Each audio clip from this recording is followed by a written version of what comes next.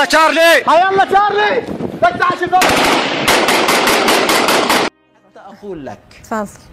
اجمع شملك واعهد عهدك واكتب وصيتك، فمن اشتراك باعك اليوم. ولو تعلم ماذا قالت إيران عنك وماذا أوصلت من معلومات وماذا أرادت مقابل رأسك لانقلبت المعادلة. طيب. ولكن من الليلة اعلم بأنك أنت أصبحت اليوم الهدف الأول. لذلك اكتب وصيتك، وهذا ليس تهديد، اكتب وصيتك. ونحن اليوم نتكلم بجدية، وسننتظر وسنرى كل المنامات والأحلام التي رأيتها بأنك ستدخل القدس. انظر من قالها لك.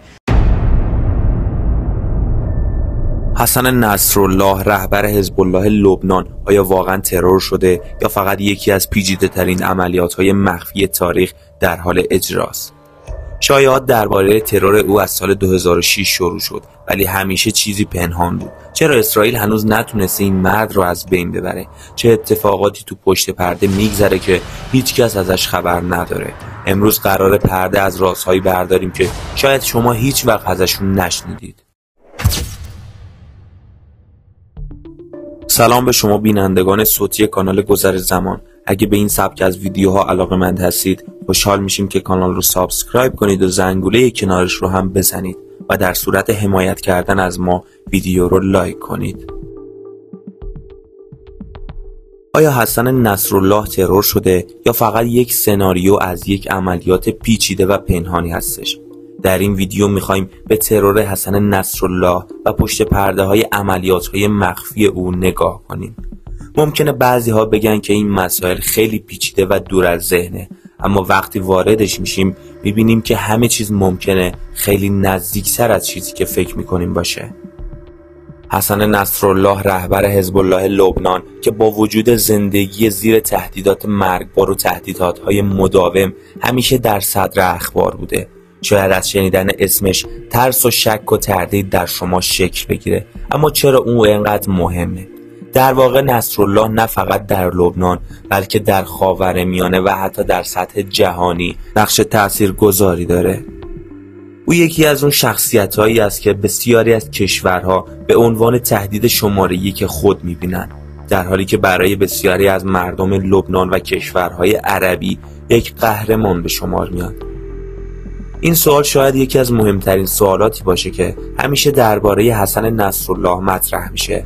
ترور او آیا واقعا ترور شده یا فقط یک شایعه است؟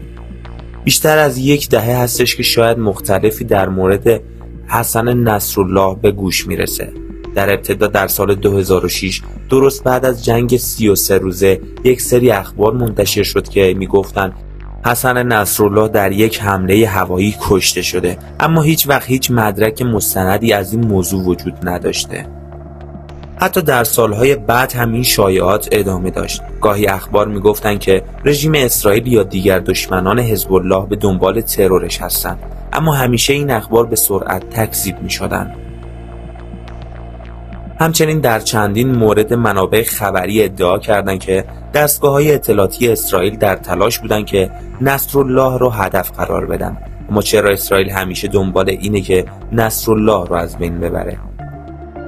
حالا که کمی درباره ترور صحبت کردیم، بیایید به عملیات‌هایی که شاید در پس پرده علیه نصرالله بوده نگاه کنیم. حزب الله یک سازمان نظامی سیاسی هستش که به شدت روی مبارزات پنهانی و عملیات‌های ویژه تمرکز داره. از حملات سایبری گرفته تا بمبگذاری و جنگ‌های نامتقارن. حزب الله همیشه دست بالاتر رو در جنگ‌های پیچیده داشته، اما پشت پرده همه این عملیات‌ها چی میگذره؟ خیلی از این عملیات‌ها به شکلی مخفیانه و بدون هیچ نشانه‌ای از سوی رسانه‌ها انجام میشن. مثلا حملات به اهداف اسرائیلی‌ها در سوریه یا عملیات‌هایی که ظاهراً برای انتقام از ترورهای گذشته طراحی شدند. مهمترین عامل در موفقیت حزب الله در این عملیات‌ها اطلاعات دقیق و شبکه‌های جاسوسی پیچیده‌ای که به دست آورده. حزب الله به خوبی از منابع انسانی خودش برای جمع‌آوری اطلاعات استفاده میکنه. حالا سوال اینجاست که چرا با وجود این تهدیدات نصرالله هنوز زنده است؟ چرا عملیات‌های ترور علیه او موفق نبوده؟ یکی از دلایل اینه که حزب الله به شدت برای حفظ امنیت نصرالله اقدامات پیچیده‌ای انجام میده.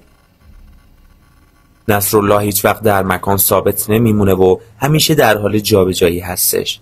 حتی با وجود این همه تهدید، خود نصرالله هم به شدت مصمم و با اراده باقی مونده و از هیچ فرصتی برای فرار از ترورها استفاده نکرده. البته نباید فراموش کرد که حزب الله نه تنها در لبنان بلکه در سطح بین المللی هم حمایت‌هایی داره.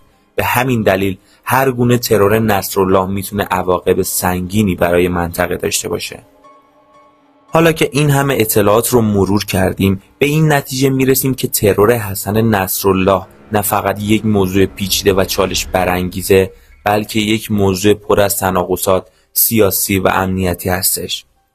هر عملیاتی که علیه او طراحی بشه ممکنه تبعاتی بزرگ برای منطقه داشته باشه. خب شما چی فکر میکنید؟ آیا حسن نصرالله در آینده ترور خواهد شد؟ یا اینکه همچنان میتونه از تهدیدات مختلف جان سالم به در ببره؟ نظراتتون رو در کامنت ها با ما به اشتراک بذارید. اما بعد از این همه پرسش و سوال، بریم سراغ زندگی نامه حسن نصرالله. حسن نصرالله در 31 آگوست 1960 در بیروت لبنان به دنیا اومد. در دوران جنگ داخلی اصلی لبنان، نصرالله در جوامع شیعه نشین بیروت رشد کرد و از همون زمان ارتباطات نزدیک با گروه‌های مذهبی و سیاسی پیدا کرد. اما او از اواخر دهه 70 میلادی با پیوستن به گروه حزب الله لبنان که به نوعی واکنشی به اشغالگری اسرائیل در جنوب لبنان بود، وارد دنیای سیاست و نظامی شد. حزب الله ابتدا یک گروه مقاومتی بود که برای مقابله با اشغالگری اسرائیل و حمایت از جامعه شیعه لبنان شکل گرفت. اما به مرور زمان این گروه هم در عرصه سیاسی و هم نظامی قدرت گرفت و تبدیل به یکی از بزرگترین و مؤثرترین گروه‌های سیاسی نظامی در لبنان و حتی در منطقه شد. نصرالله به عنوان دبیر کل حزب الله در سال 1992 انتخاب شد و از آن زمان تأثیر زیادی در سیاست‌های داخلی لبنان و مسائل منطقه‌ای گذاشت. اما یکی از بزرگترین تأثیرات او در زمینه نظامی جنگ 33 روزه در سال 2006 با اسرائیل بود. در این جنگ حزب الله موفق شد با وجود امکانات کمتر در برابر ارتش اسرائیل مقاومت کنه و حتی اسرائیل رو وادار به عقب نشینی کنه. این پیروزی برای نصرالله و حزب الله به یک نماد مهم از مقاومت در برابر قدرت‌های بزرگ تبدیل شد. نصرالله در این جنگ تونست نه تنها سربازان اسرائیلی رو به چالش بکشه، بلکه ارتش اسرائیل که در نظر بسیاری از مردم جهان قدرتمندترین ارتش منطقه بود شکست بده. این پیروزی موجب افزایش محبوبیت نصرالله در میان بسیاری از عرب‌ها و مسلمانان شد و او را به یکی از نمادهای مقاومت در برابر اسرائیل تبدیل کرد. خب دوستان، اگه تا اینجای ویدیو همراه ما بودید و به این سبک از ویدیوها علاقه‌مند هستید، کانال رو حتما سابسکرایب کنید و برای حمایت از ما ویدیو رو لایک کنید.